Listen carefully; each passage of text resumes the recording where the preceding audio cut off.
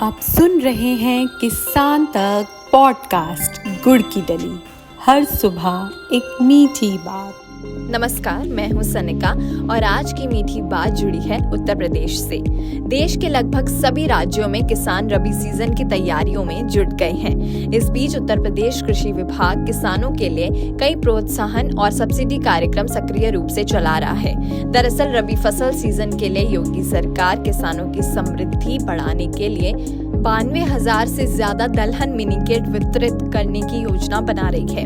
इसके अलावा किसानों को आधुनिक खेती की तकनीकों से परिचित कराने के लिए विभाग राज्य भर में 8,385 किसान पाठशालाओं का आयोजन करेगा। बता दें कि रबी सीजन के दौरान खरीफ सीजन की तुलना में दलहनी फसलों का क्षेत्रफल और उनका उत्पादन ज्यादा होता है। इसके अलावा रबी सीजन में कीटों और रोगों का कम प्रकोप दलहनी फसलों की उत्पादकता बढ़ाने की संभावना को बढ़ाता है।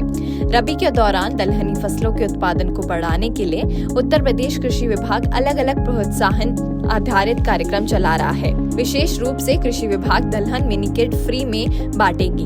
इन कार्यक्रमों के माध्यम से किसानों को प्रति एकड़ 4,000 रुपए का सब्सिडी भी मिलेगा और उन्हें आधुनिक उत्पादन तकनीकों से परिचित होने का अवसर भी मिलेगा। राष्ट्रीय खाद्य सुरक्षा और पोषण मिशन के तहत 10 साल से कम पुराने दलहन बीजों के लिए 5,000 रुपए प्रति क्विंटल और 10 साल से ज्यादा पुराने बीजों के लिए 2,500 रुपए प्रति क्विंटल का सब्सिडी भी दिया जाता है। इसके अलावा क्लस्टर प्रदर्शनों के लिए 9,000 रुपए प्रति हेक्टेयर और फसल विधि प्रदर्शनों के लिए 15,000 रुपए प्रति हेक्टेयर आवंटित किए जाते हैं। बीज सब्सिडी आउटसोर्स सब्सिडी के रूप में दी जाती है, जबकि प्रदर्शन सब्सिडी सीधे चयनित किसानों के खातों में डीबीटी के माध्यम से स्थानांतरित किए जाते हैं।